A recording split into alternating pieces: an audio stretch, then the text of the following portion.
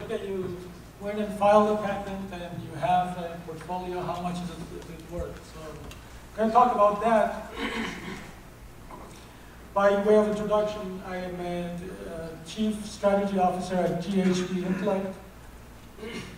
So our claim to fame is we have several hundred true experts, and they're all US-based. The chances are, if you're looking for like an expert in MLC flash memory, we'll give you one in MLC flash memory, not just a semiconductor expert. So, and we do provide like strategy planning options for startups and large companies as well, and patent monetization. So I'll start with talking about the IP valuation. Especially patent valuation has become a major discipline, and they're used in mergers and acquisitions, in IPOs. They're an integral part of those. If you have a patent, your IPO depends on your success of patent portfolio strategy and freedom to operate, like Michelle was saying. Then if you go to cross-licensing and licensing, definitely the strength of your patent portfolio and the valuation of your patent portfolio plays a big role. Now, how does an IP market come about? I just want to mention just a few words. It's basically about commoditization, and we have people from all walks of the high tech here, but generally if you have a chip, somebody like, I'm not going to name names, somebody like IBM comes about and says, okay, the chip is great, but I give you a system. This system gets this chip and makes it do something very useful. Then somebody like Microsoft comes and says, okay, this system is great, but the real brain of the system is the software, so I give you the software, and they try to commoditize the system. Then somebody like Google comes and said, okay, software, it's okay, I'll give it to you for free. Here are your spreadsheets, your document management, everything, Drive. It's really the intelligence and ads and services. And eventually this goes into commoditization of even those, and that's why you have like NPEs coming about and says really the ultimate commoditization is that you have top of the value chain, the ideas themselves, or patents. So in today's world, everybody's trying to commoditize everybody else, but not only that, all big companies are trying to commoditize themselves before somebody else commoditizes them. For example, Google, Microsoft, Amazon, they all have their cloud system, they all have their devices, they all have their software. So they're trying to vertically integrate to avoid being commoditized, and that's an amazing aspect of the market that we see here. Patent transactions have been around. Here are two pictures. One of them you know on the right. It's Edison, who actually bought patents, and the other guy on the left is Henry Woodward, actually a Canadian medical student who invented this patent. That's his patent, and Edison bought that patent, and along with many others. So IP transactions have been around for a long time. Here's another example. How many people know this lady? Who is this? Hedy Lamarr, thank you. So she's probably one of the most beautiful inventors of all times. And she invented about 75 years ago the frequency hopping patent. She was an actress by day and inventor by night. And one thing that many people don't know is that she eventually sold it to Bell Labs. So this is another patent transaction that took place 75 years ago. I think I got the attention of everybody here now. Now that we know the patent is of value, how do you go about evaluating it? There's basically three major ways. One is cost-based, and that tells you how much did this patent cost to produce or generate. The other is market-based, and that's based on like for like. Okay, the similar patent went for this much, so my patent should go for the similar amount. And the final, most popular way these days is income-based. So okay, I have this patent, what can I do with it? How much value could I generate from it? Or how much of a business does it protect? So we go into all these three. The first one being cost base. There are many costs. The R&D cost is really unknown, but the legal fees and PTO fees are relatively known, and you add all these, you come with my famous 50K rule. So if you're interested in any patent, you cannot be talking less than $50,000. So in reality, that could be zero, or that could be many millions of dollars for a single patent, according to the claims, which is mentioned here. Market-based valuation is it's based on like for like. It works very well for tangible assets. If you have two houses in the same neighborhood, same age, same square footage, lot, the chances are that the prices are very similar. Unfortunately, if you have two very similar patents, one of them will be invalid, and that breaks down. So this like-for-like patent works well for larger portfolio. It doesn't work so well for smaller portfolio, especially for a single patent. It's a very difficult one to conduct. However, there are things that you could do. For larger portfolios, there are many examples. You know that Nortel LTE portfolio was sold for $4.5 billion. Google went about and tried to remedy that. They acquired Motorola Mobility, and they span out the company itself and inherited all the LTE patents. At the end of the day, they ended up paying just about $5.5 billion, very similar amount. Other examples that are in a billion range are Kodak, AOL, and AMD, all in the past decade. Yours truly, I was in charge of the valuation of the Kodak portfolio, which we acquired for $500 million, by the way. So for the small portfolios, it's risky. However, there are certain things you could do. You could ensure the validity, ensure the read is there, ensure that the patent is a core to the technology of the device. And then you go into recent transaction. If you, for example, if you have a patent on the battery of a cell phone, that's a core technology, and you have a patent of the flash memory of a cell phone, that's another core technology. You could somehow combine these, but you have to take a lot of care.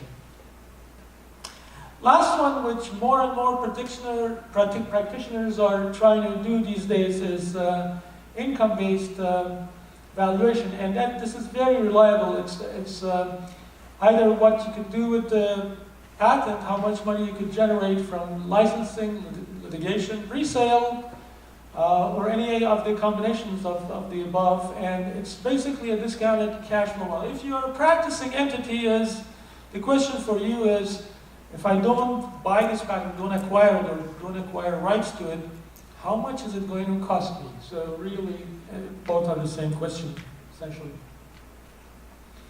There are many modeling factors here. One is whether the patent is core or peripheral. For example, if you have an application patent on an app on a cell phone, it's not as core as like a camera of the phone, or the flash memory of the phone, or the operating system. And what is the percentage of the technology? For example, the technology that you cover with your patent, how much of the technology of that sector of the device and how much of the technology of the whole device does it represent? Then there is a royalty stack. So traditionally, people have gone with 25% of the net profits, but that's very difficult to figure out. People normally go about a maximum of 5 to 10% of the revenue for the royalty stack. And there are other factors like the life left, the discount factors, which I'll explain to chip away from the future income, and they land about somewhere between 10 to 25%. Here are some risk factors in modeling. I'll show you a small modeling bastardized version, but the price, the statutory subject matter these days, as was explained, is a very big risk. Whether there are encumbrances, the patent is declared to a standard, for example, that's the big encumbrance there. Whether there are open applications, if you're selling a portfolio, people will be very happy if you have open applications and you keep the family live. And indemnification is another issue. Whether you had this in a few cases, like you have a patent on a chip. You go to a laptop maker to go, I'm indemnified, I get my chip from this and this. And the question there is this made off-shelf? Did you buy it off-shelf, or is it a bespoke system? And then really that sheds some light upon that issue.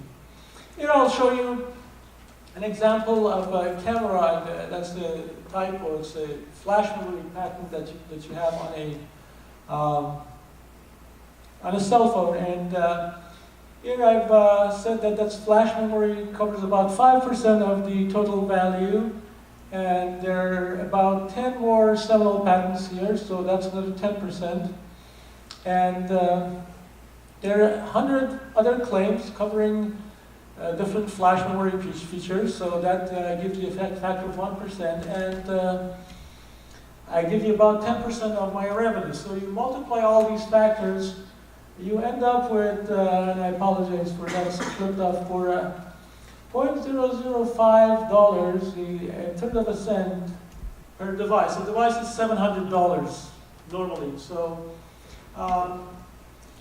So is that really significant? It is, because the volume is so large. And if you have like 200 million devices sold, then you're talking suddenly close to $1 million for a single patent.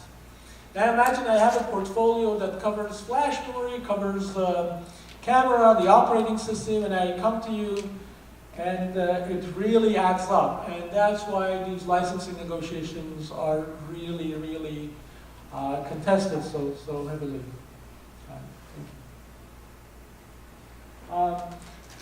One way to look at it when you're, this is very similar to what Albert showed us, is the sweet spot is you have a patent that's novel, it's infringed, and it steers away from prior art. It's really, that's where you want to be. However, in today's date, you have to have other circles. For example, URI is an issue, you want to steer clear of that. Alice is an issue, which is close to novelty there. Prior art is an issue and infringement. So there are many, many circles. You want to steer clear of all of these. So that's another way of visualizing this. Now for future value, if you have a patent that is not used now, but you think it may be used in the future, how do you evaluate that? And you could use the same method as evaluating a patent that is currently used. However, the risk factors here are greater. And normally, we advise our clients that there are two types of risk. One is technology risk, and one is the market risk. And we prefer technology risk to market risk. So maybe an example of technology risk is in memory development. Is it going to be phase change memory in the future? Is it going to be solid state? Whatever it's going to be, that's a good risk to take, because memory has a market. So if I were to draw a discount line, I would tilt it towards market risk. So I would discount market risk much more than I would discount technology risk. So bottom left is where you want to be. That's current value. But be cautious on the top left. And good risk is the blue on the bottom right, and really avoid both risks altogether. A few words about standard essential patents. How much of the value of the standard essential patent and the issue of frank. So for this, we advise our clients at the GHB that if it belongs to a standard committee member and it's declared, that's the lowest value. If it belongs to the same entity but not declared, that's a little higher. If it belongs to a member with a priority date before the committee was sitting, that gives you more value. If it belongs to a non-member, that's really, really good indication. And if it belongs to a non-member with a priority date of before the committee was sitting, that's really golden. So that's where you want to be. In addition to this, there are certain patents that are not quote-unquote standard essential, but they do offer a limitation in the claim that that's in addition to the standard essential. So these are standard plus feature. And for example, a Wi-Fi claim that also has medical use. So that's another good, valuable sort of claim that you can have. So in conclusion, it is an essential art that you need to have. It's crucial in many business functions, including M&A, IPO, and cross-licensing.